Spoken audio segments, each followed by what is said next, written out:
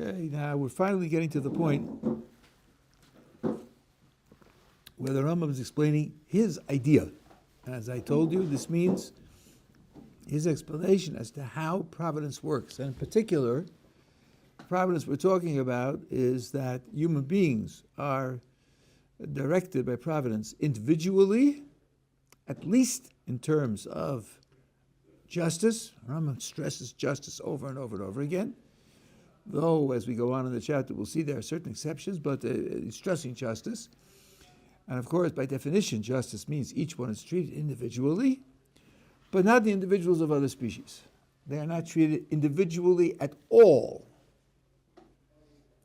Now the question is, what does treated mean?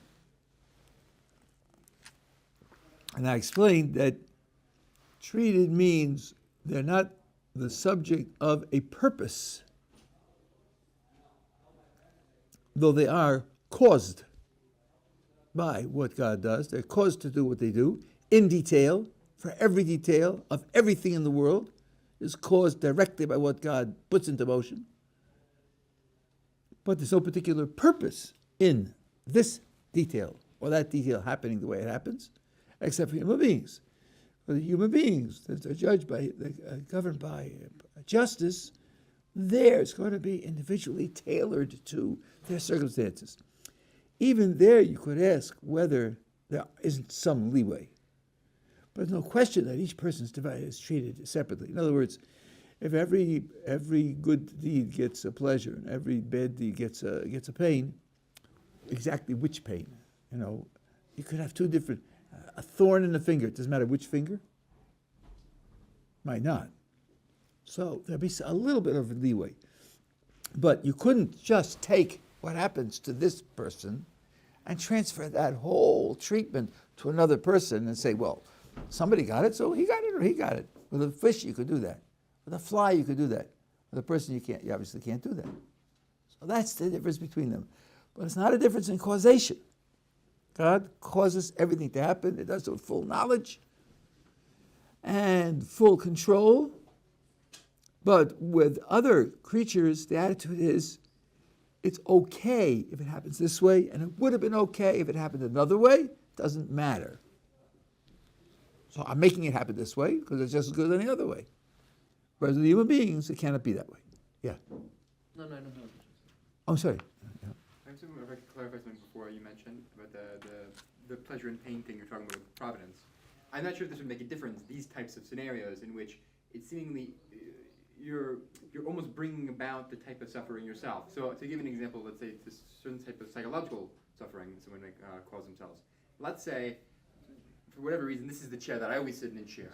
And so therefore, when someone else comes and they sit in the chair, I may feel upset about that, right? And that upset is a type of suffering, but I'm bringing it about myself. Technically speaking, I should be happy that they're having, let's say, maybe the best seat that they could have, right?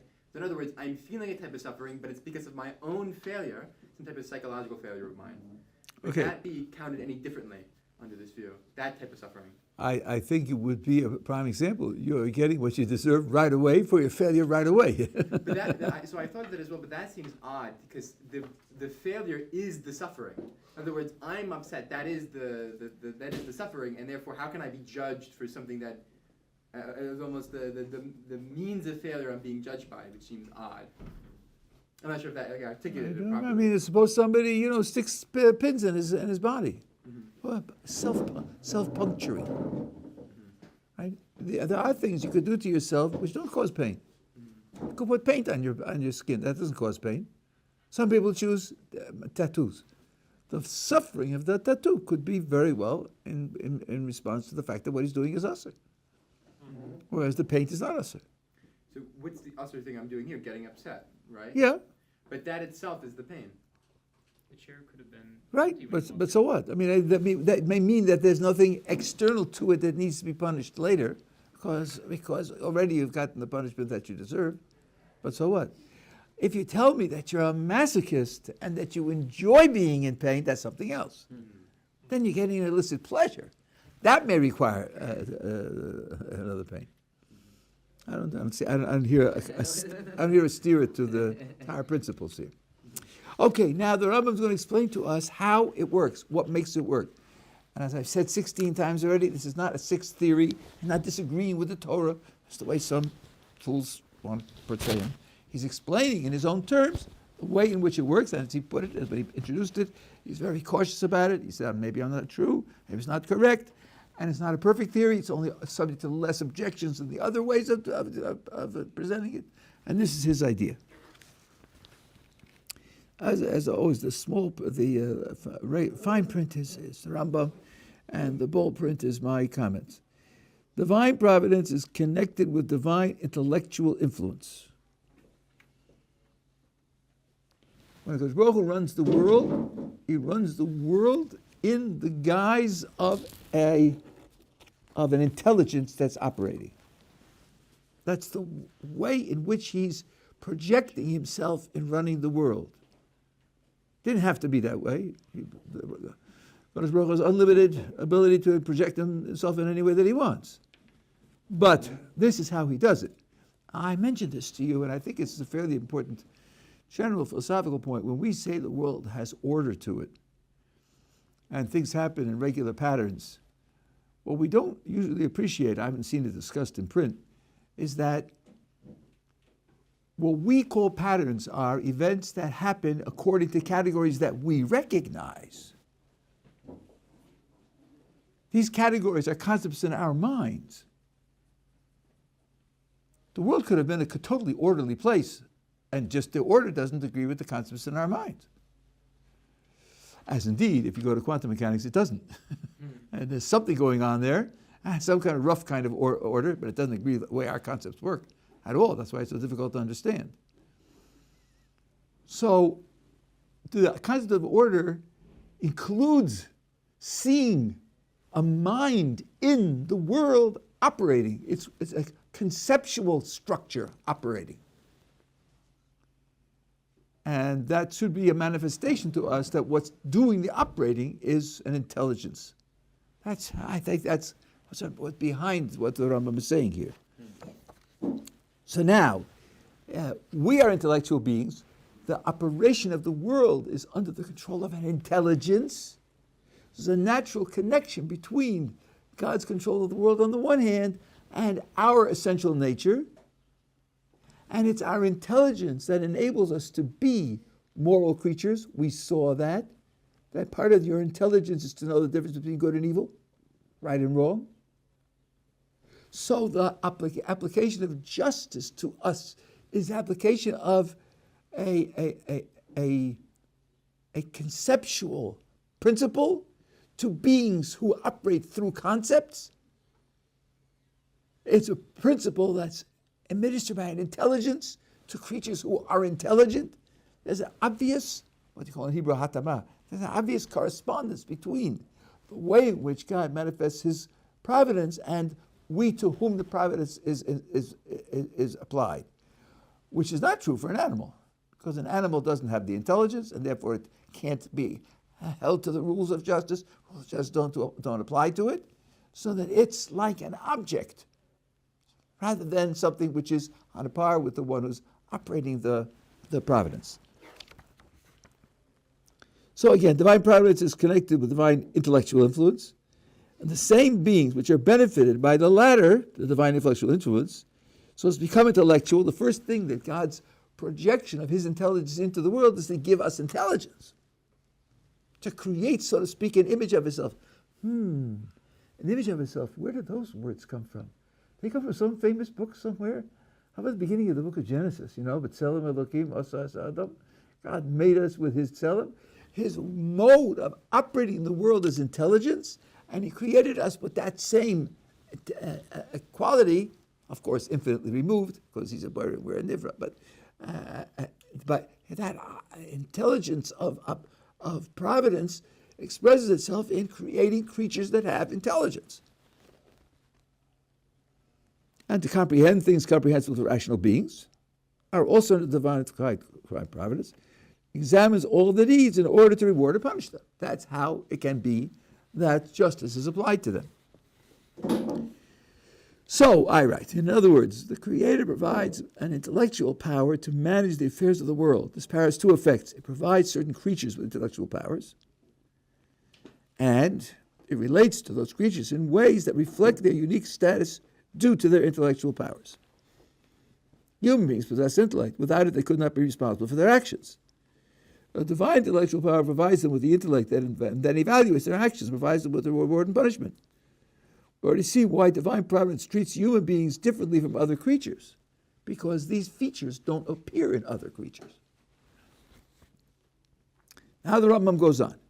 It may be by mere chance that a ship goes down with all her contents, as in the above-mentioned instance, or the roof of a house falls upon those within.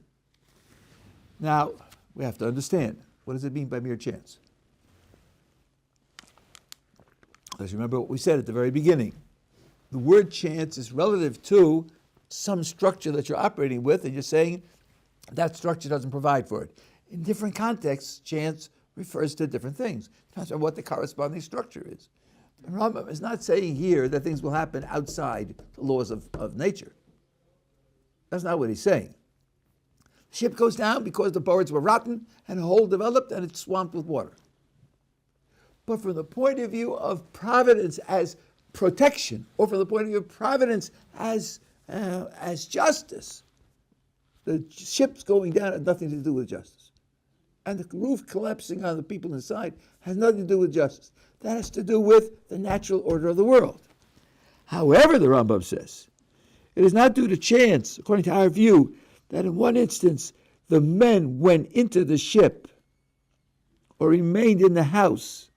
In the other instance, how come George is on the ship when it goes down? How come Peter is inside the house when the roof falls in? That's not chance, because that's justice for the person, what he deserves.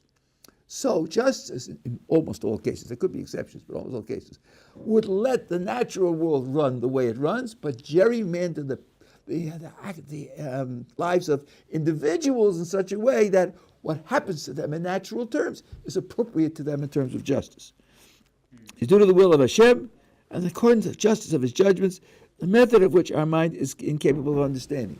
So, for example,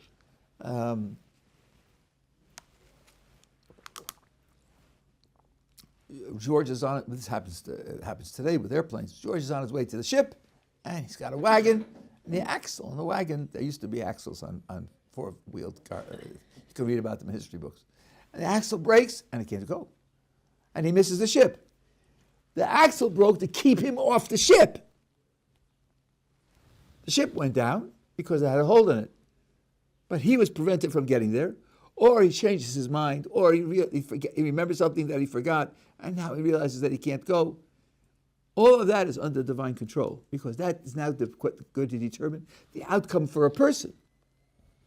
So you can think of the natural world, including the natural species, like you said, in so-called Aristotelian terms, which I told you wasn't really Aristotle. In Aristotelian terms, it's functioning in terms of nature, but the fortunes of human beings are such that they are gerrymandered so that what happens to them is appropriate in terms of their justice. Yeah. Even in that case you just mentioned, the axle breaking is nature, but the fact that the guy's in the car that broke down is the divine providence. Is that correct? That's right. I mean, he could sleep longer, he could sleep less long. In other words, it's not when some things are inherently variable. The Rambam is not living in a deterministic world. Mm-hmm. Many things happen without any rhyme or reason. There are no regularities. Right, but as to make which sure we're in the right place at the right time, essentially. Yeah, because those things that are not regular, you don't have to violate a law of nature to make them happen. There aren't any laws of nature that govern them. The Rambam's definition of nature is that which happens always or almost always. Right? And you say, well, the leaves are blowing off the tree. Right? Which leaves blow first? On the north side, on the east side, higher ones, lower ones. Every tree is different, and every winter is different, and every gust of wind is different. So there aren't any laws there. There's no regularity there. That's free. Okay, so now, yeah. Yeah, so what type of things would God not interfere with? Like, I imagine, for instance, he wouldn't interfere with things that would, our free will, for instance, would be one of them, right? But if he's interfering with let's say, make us forget something or remember something, what are the exact parameters if that question kind of makes sense? Well, first of all, I'm surprised what you say about free will. According to the Rambam, he certainly does interfere with free will. Pharaoh's free will was denied him so as to punish him for what he did. That's famous in the Rambam. So he definitely can interfere with our free will. But then all free will is subject to limitations. Limitations of different kinds. First of all, one question is, how many options are open to you? Not infinite, unless you divide them into tiny sectors, right? And then how many options are open to you depends upon your abilities, physical abilities, mental abilities, your resources.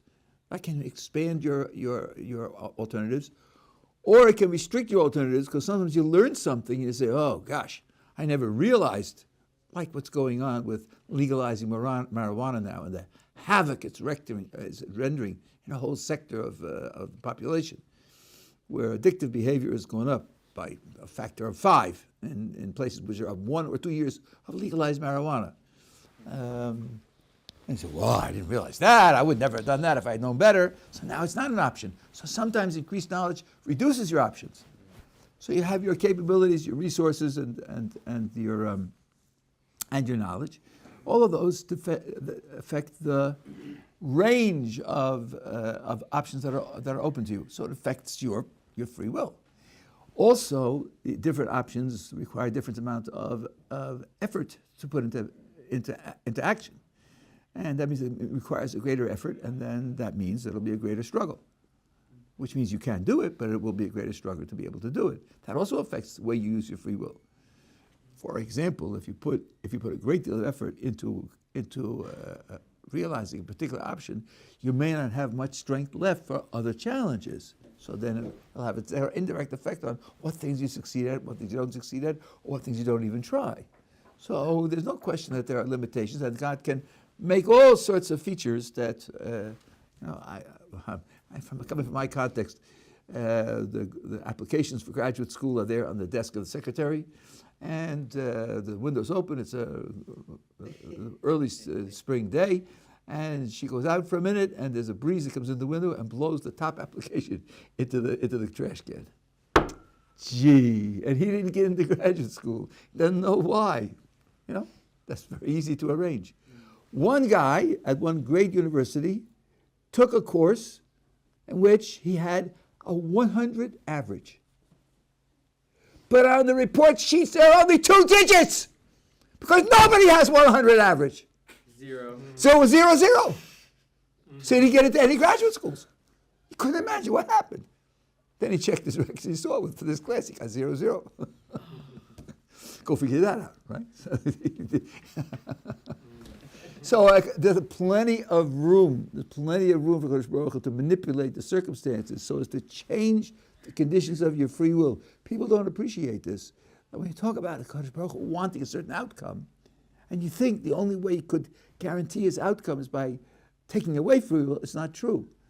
My favorite example is this. George is on his way to buy ice cream.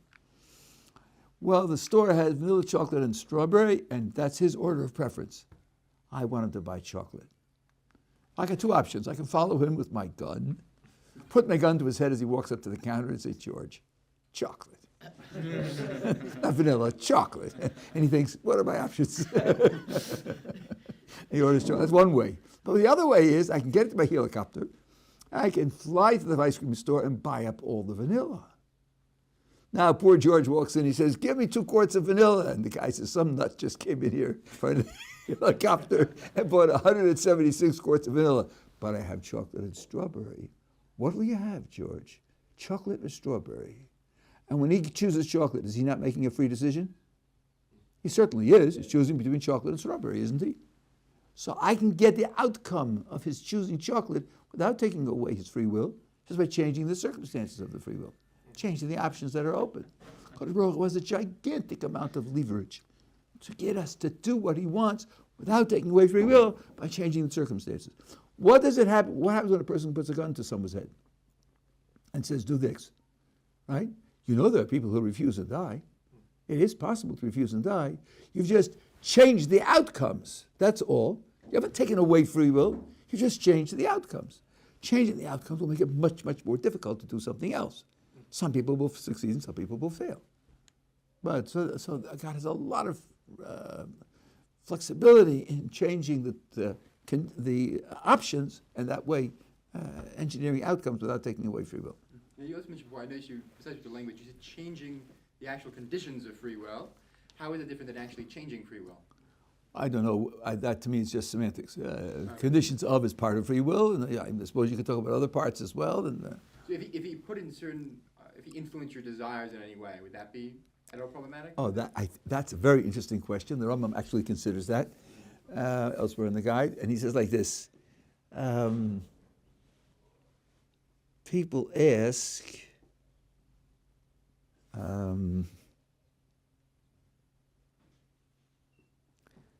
why God doesn't protect us from certain crimes by removing the desire for those crimes.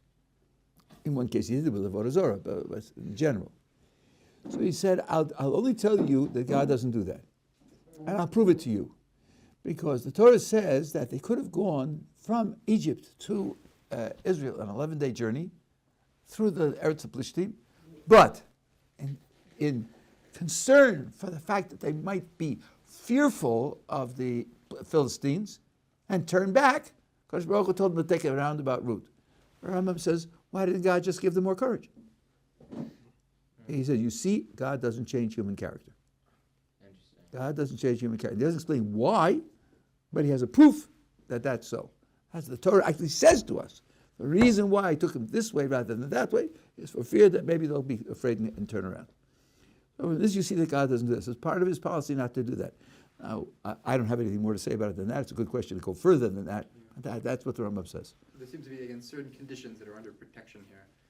Certain conditions of free will that are under protection that wouldn't be altered, which would be certain character traits. I mean, we've spoken about this. Every rule has exceptions. I mean, every rule in the classical literature has exceptions, and those words aren't in the classical literature. Rabbi Yochanan says, "Ain't made a minute close." Anyway, okay, so let's go back to work. Now, right. So it's the physical aspect. The ship is not subject to the control of justice, but the presence of people on the ship is subject to the control of justice. Yeah. So we are saying that just certain outcomes that Hashem really wants them to happen, those will be the situations in which perhaps the free will be shrinked, so that the person ends up somehow deciding. Well, the only case that the Rambam gives, intellectually, I think I hear where you're coming from, and I think it's a good question. The only case the Rambam gives with respect to Pharaoh is God wants him to be punished, and if he does tshuva, he will not be punished, because God decided that tshuva should be more powerful a principle than punishment, not because he's stuck, he can't do it any other way. He can do it any way he wants, but he decided that. Having decided that tshuva should be all-powerful, to guarantee that Pharaoh will be punished, he has to guarantee that he won't do tshuva. So that's why he takes away his free will. And then he says, not only Pharaoh, but there are other times as well that God will take away free will in order to guarantee punishment to people who need to be punished. But that's the only reason he gives. That's the only reason he gives. That's in the Mishnah Torah. So I wouldn't generalize it to other possible reasons. I hear that intellectually other reasons could be thought of as relevant. I understand that. I wouldn't say so because he doesn't mention anything else. Why he would limit it that way, I don't know. Tshuva is always more powerful than punishment? Yes, in tshuva, but again, remember, this is a decision that he made, not that he's limited. Some people talk about it, he can't, he has to harden his heart, because otherwise he won't be able to punish him. We're not putting God in a box. We're not tying God up with ropes. He decided that tshuva should always work, and it should be, as he puts it in the Mishnah Torah, tris b'fnei peronius. Tshuva is a block against punishment. A person does tshuva, there's no punishment, period. Not in this world, not in the next world, nothing. As we pointed out, suffering there could be, but it can't be punishment. There's no punishment. And Pharaoh has to be punished. In that particular case, he's got to be stopped from doing tshuva. Did he change Pharaoh's character? That the things that you were talking about before, those conditions that typically God doesn't actually affect. Would that change in the case of Pharaoh? So I'll tell you, I think this is the machlokes between the Rambam and the Ramban. Now, I was quoting the Rambam before about not changing character. The Rambam says that God took away his power of free will so that when he was confronted, Moses says, let the people go, he didn't have the freedom to say, yes, I will. On a change of character, but at least in that particular decision, that was taken away from him. The Ramban says the opposite. To me, this gives me chills even to this day. The very same words can be interpreted in the exact opposite way. Ramban says that after the first 6 makos, which is the first time it says God hardened his heart, after the first 6 makos, the cumulative effect of the 6 plagues was so great that the effect of the plagues took away his free will. They did take away his free will. And now, when Moses comes to him and says, let them go, he's going to say, yes, yes, yes, let them go. I'm dying here. We're being destroyed here. Let them go. So Kodesh Baruch Hu hardened his heart to restore his free will, so that he wouldn't be pushed over the edge by the cumulative pressure of the plagues, so that he could make a free decision. And so all of the decisions were free and all of them are liable. He's hardened his heart. You can read hardened his heart either way. I mean, I come from a certain past where I remember boxing matches, right? 10 rounds of boxing. By the end of the 7th round, one guy's out. You know, he's got a busted jaw, and he's like, he's out. And they sit there for a minute in between rounds. And his coach is there. He's telling him, his trainer, you could do it. Go out and fight another round. What is he doing? He's restoring his will to go out and fight. Because right now he's beaten. He's beaten. So he restores his will to go out and choose to fight. So the Ramban has the same words with the exact opposite understanding. That I would call a change of character. That I think sounds like a change of character. But the Ramban is not beholden to the Rambam's proof from taking the different path. How the Rambam would explain that, I don't know. How he responds to the Rambam's verse, I don't know. I'm just telling you what the Rambam said. Restoring something as well in the boxing case would be a change of character, you're saying? Or would we say it was a change of character? I'm just trying to understand. Yeah, in other words, here he's giving him more courage than he otherwise would have. And that's exactly what the Rambam says you don't do. Okay. So now, the bold print on 21. From our discussion above, this is how we understand this passage. The sinking of the ship is due to a system of causation provided in the creation of the world. If you think God set up laws of nature, not everybody agrees to that, but if you think he did, then that system of causation is provided in the creation of the world. But the sinking of the ship in and of itself serves no specific divine purpose. So here we're talking only about causation, control, and management. We're not talking about a purpose. That's the other concept of providence. In that sense, it is by chance that it doesn't serve a specific divine purpose. There's no divine purpose in this ship going down. So if one of the boards is weak and develops into a hole that causes water to leak in, that is by chance. That is, what does it mean, chance? A result of divine causation that serves no particular purpose. However, it is not by chance that these particular people are on the boat. The fact that each of the people serves a particular divine purpose for that purpose, and so is divine providence. And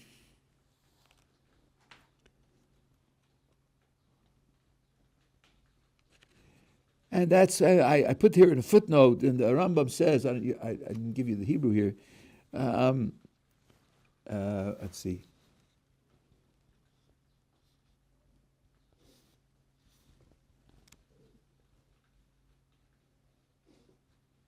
You look at the paragraph in the middle of the page.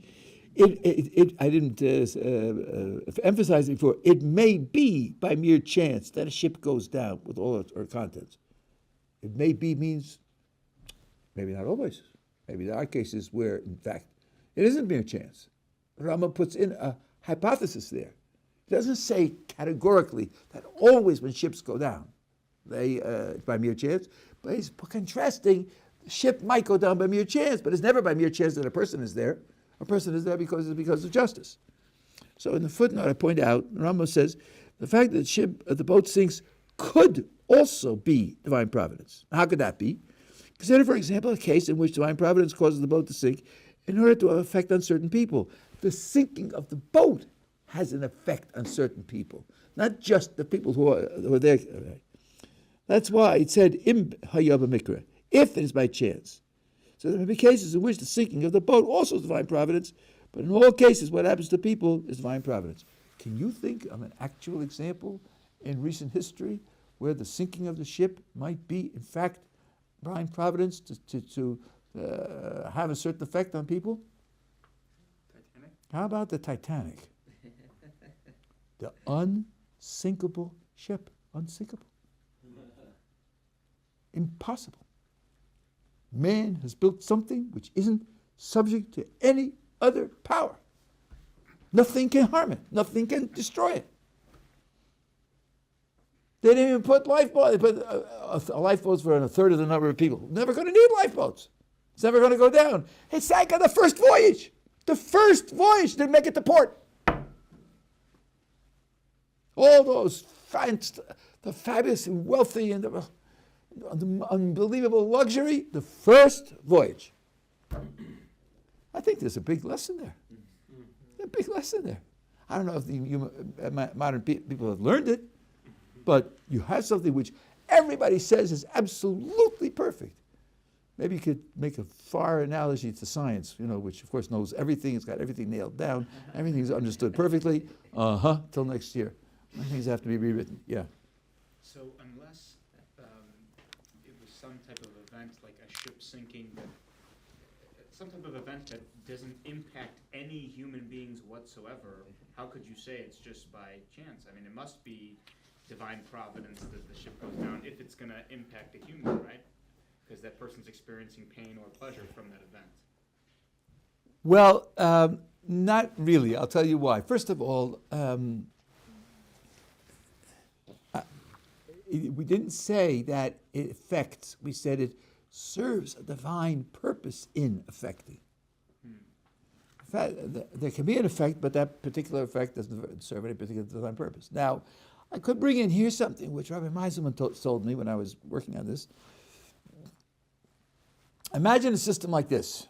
Every pleasure is a reward for a mitzvah you did, and every pain is a punishment for an avei you did. Now you have a history. You have a history of activity. You have a certain amount of mitzvah credit, and you have a certain amount of avera deficit. Now let's imagine that you've built up a certain totality of both, and so far, in terms of what's happened to you, you have credit on both sides. You have mitzvahs that have not been paid off in pleasure, and you have averas that have not been paid off in pain. Okay? Now imagine that the natural world takes hold of your life, and you are affected by the natural world, but God is keeping score. Every time there's a pain, he crosses off a pain. Every time there's a pleasure, he crosses off a pleasure. But you're still with it, you've still got credit, right? So then it might not matter which way it goes. As long as the score remains constant, remains appropriate, it might not matter whether you get it on a Tuesday or Wednesday. It might not matter whether it's your hand or your shoulder or your knee. It might not matter whether it's losing this much money in stocks and this much money in cash or vice versa. These things might not matter because it's still within bounds of justice for the sake of compensating you for what you've done. That's what I meant to hint at the beginning of the hour when I said that even with respect to justice, there could be various things that could happen that are within the requirements of justice for the person. So now, the guy's boat goes down. It's very interesting. There's a particular bracha that a person is supposed to make if his boat goes down. Tainamis, something terrible happened. But let's say you have a shipping company and you have 25 ships on the sea, and every year 2 or 3 ships go down, and you have Lloyd's of London insuring your ships. It goes down, and you cover it with profit, and 2 or 3 ships go down. It's a normal year, and you're doing fine. Right? I don't think you make the bracha when the ship goes down. The bracha is on, I'm hurt, I'm pained, I'm lost something. I'm upset. It's the feeling of pain is what you make the bracha. Brachas are made for feelings of pain and feelings of joy, not for just intellectual realizations. So in that case, the ship goes down. It's part of normal life. Why would you feel that was a specific, punishment? And the pain is minimal because it's now December 28th and only one ship's going down this year. That's a good year. And one ship goes down on the 30th. So it's 2 out of 3. Once have been a terrific year. Well, that was my problem. So I think that there are ways in which these things interact, and they may not make a difference in terms of justice. The only thing that we have the commitment to now is that justice has to be served. Yeah. So in the case, let's say, of the Titanic or other accidents or events, where there's pain being received, can we assume that, that must be just providence, as in God wanted that to happen, or things could have ran their natural course, these things could have happened, and the pain could have been compensated just for any type of, proportionally to any type of error that person committed? It doesn't have to be a divine role in that specific event. No, but the way we've described it, there's always a divine role. There's no such thing. Remember the example of the playground. Are the parents there and managing the lives of the children when they sit on the bench and watch them? They're not doing anything to them, not pushing them in any way, not bringing them water, but still, they're looking and they're seeing what's happening. They're thinking, yeah, that's good. That's what he needs. That's right. That slide is a little too big. So when he comes out, he's probably going to bang himself against the slide. Should he bang himself or shouldn't he bang? Well, he's a little bit reckless. 7-year-old boy. A little bit reckless. Maybe a bang would be good for him. So I'll let him go down and get a bang. Maybe it'll make him a little more cautious. It'll save him from something worse. That's all divine. That's all providence. That's not abandonment to the blind forces of nature, because everything is supervised. So it doesn't matter whether there could have been another way. So what? This was right for him under these conditions, and if it hadn't been this, it would have been something else. So what? That doesn't mean he's abandoned to the blind forces of nature. So in the case of the parent example, at least I would view it as rather the parent's not causing the child to bang his head, rather he's just letting it happen to achieve some goal here. Would we say the same thing for a shed, that he's letting certain things happen to then in this case achieve a goal? I think that in terms of defining providence, that would be okay. It's just not true because God created the world. Yeah, that's... And the parent didn't create the jungle gym. Yeah. Okay. So now we're up to page 22. Now the Rambam goes on. I have been induced to accept this theory by the circumstance that I have not met in any of the prophetical books with a description of Hashem's providence, otherwise in relation to human beings. Now, this idea that human beings are different, human beings get individual providence, and other creatures don't. What led me to that general position? The writings in the prophetical books. Of course, he didn't make anything out. There wasn't rebelling against the tradition, like some fools say. I did it because I looked into the prophetical books. They teach us how Kodesh Baruch Hu runs the world. And you don't find, in fact, you find explicit statements in the prophets that the people are being treated differently from animals. The prophets even expressed their surprise that Hashem should take notice of man. They're surprised that Hashem takes notice of individual people, who is too little and too unimportant to be worthy of the attention of the Creator. How then should other living creatures be considered as proper objects for divine providence? What is man that thou takest knowledge of him? What is man that art mindful of him? Now, just to reinforce the points that I've been making the whole time, you'll remember on page 20, which we did last time, 2 statements from the Morah where the Rambam says everything is under divine providence down to the smallest detail of everything in the universe, everything. Nothing is abandoned. Now, how can he say here that individual species, animal species are abandoned, and even man shouldn't have? Because one is talking about causation, and the other is talking about purpose, right? He quotes, his providence is extended over everything that is in the earth. His rule of providence can be proved to exist in all parts of the universe, even in the smallest. That's got to include fish. And here he's telling me fish are abandoned, and even human beings are surprised are abandoned, are paid attention to. So obviously 2 different concepts of providence are operating here. This is the point that I've been making to you the whole time. So this is Rabbi Yaakov Weinberger's point. Now, I want to insert here one remark, and I guess that'll be enough for today. Here the Rambam is making reference to something that he says elsewhere.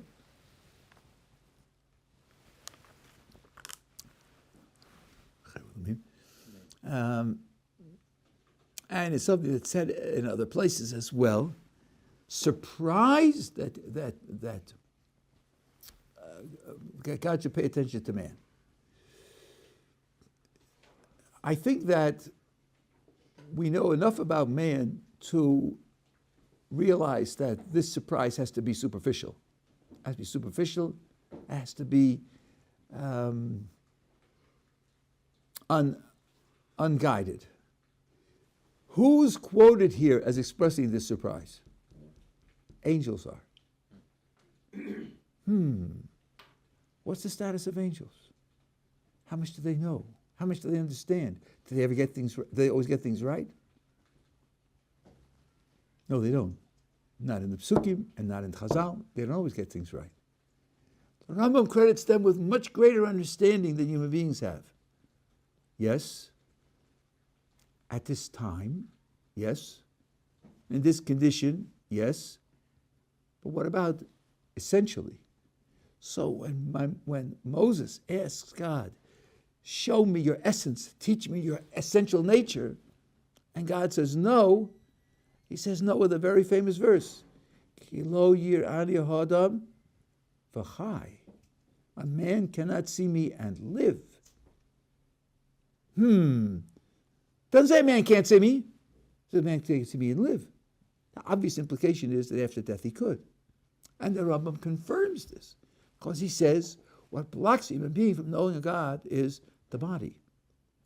The body puts limits on the intellect to be able to perceive, while embodied, the body stops him from being able to understand what a Kodesh Baruch Hu is.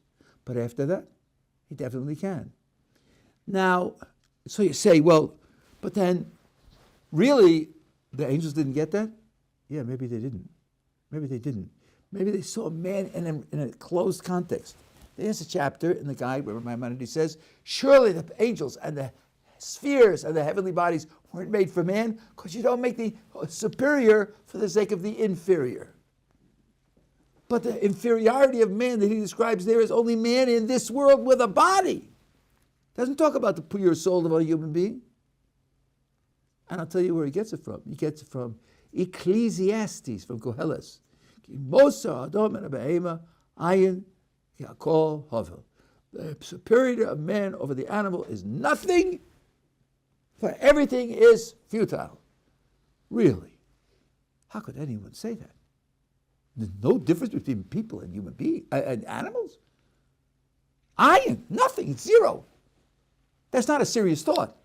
So it's got to be a thought in a particular context. Maybe in the embodied context. Maybe people who fail and commit transgressions and therefore they corrupt their. But not everybody's like that. Not everybody fails. People do tshuva and they can undo the failures. So what you have here, I believe, is a context of observation, or a context of evaluation. For some reason or other, sometimes one has to look at human beings in a certain limited framework and evaluate them in that framework and appreciate what they are in that framework. But don't generalize from that framework to broader picture, which includes much more information. And angels do this. There's a famous case. Menashe was the king. He was a terribly evil king. He did tshuva in the end. And when he died, the angels set up roadblocks. This is Yerushalmi, if I remember correctly. So roadblocks are the ways up to heaven. He's not coming through here. Menashe, tshuva, shmuva, who cares about that? Not him, he's just hopeless, right? So the Gemara says that Kodesh Baruch Hu dug a tunnel under the Kisei HaKavod, under the throne of glory, and brought him up that way. What's the message? Got to think these things through in detail. The message is, to each angel he said, you're right. He's not coming up this way. this way is blocked. You blocked that and you're right. It's blocked. He can't come up that way. And you're right, and you're right, and you're right. It's coming up another way, different way, a way that you don't know about, my way. It's coming up through the tunnel. So each angel has a limited viewpoint. It doesn't make mistakes, but it's like tunnel vision. It doesn't see the whole picture. Now, if you know the Rambam's cosmology, how the universe works, the function of the angels, one function of the angels is to be the object of contemplation of the spheres. Each sphere has an angel. That angel expresses a certain quality or a certain characteristic or a certain principle, and the sphere, appreciating that quality, spontaneously moves to act out that quality. But it's a specific quality. Each angel expresses a specific quality. So that's a very narrow slice of reality, a very narrow slice of the picture. You take the Chazal, I don't know if the Rambam actually brings this Chazal, I don't remember what but it says, everybody says a blade of grass. It doesn't grow till an angel bangs it and says grow. That angel is in the charge of banging pieces of grass and telling them to grow. Not worms growing and not the clouds moving, just pieces of grass. So the angels are described, classically we say each angel has one job.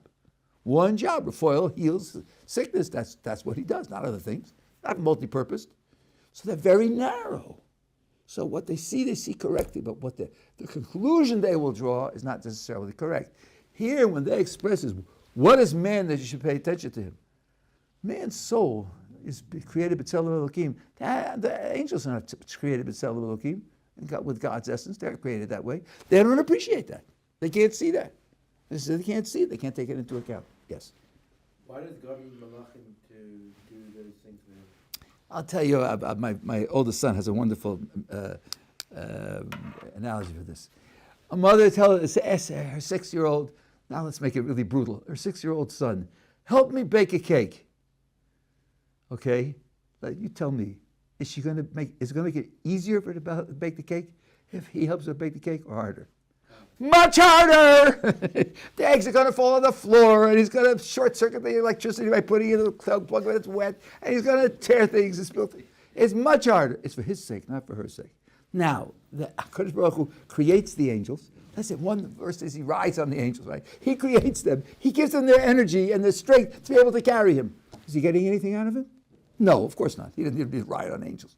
But he created a whole structure of the universe for a particular purpose. One of the purposes is, as we saw at the beginning today, is to express himself in the world according to certain descriptions, which descriptions make him intelligible to us, so he can interact with us in particular ways. The Rambam says, why did God create the universe by speech? He gives a very simple answer. I'm not saying this is the only answer. Very simple answer. How do kings get things done? They give orders. That's how. They speak and it gets done. So this is the picture of God as king. All he has to do is speak and it gets done. He didn't have to speak either, obviously. Who was he speaking to? There was nobody there to talk to. He just talked. But the image is one which enables you to picture that kind of authority and that kind of power to get things done in that way. The angels were created to act, in the analogy of the king, that they're the ministers of the king, and they do certain things. That's right. Individuals. That's one of the things that they do. Minister of education, minister of this, that, whatever. That's right, and that's throughout. The Ramchal points out, you have days of judgment, Rosh Hashanah, Yom Kippur. Doesn't God know what's going on all year long? Aren't we available for judgment all year long? I mean, wouldn't it be appropriate to be judged every minute of every day? Yeah, but we would never be able to live that way. And what's the difference between the Malachim being real and them just being a method to help us understand and relate to God? Why can't they be both? Well, then because God doesn't really need them. That's We right. need them. That's right. So what? He Why made do- things. He Some made of them- real. But we can't interact with them. We can't see them. So why do we need them? To Well, I don't think that's. Speak for yourself.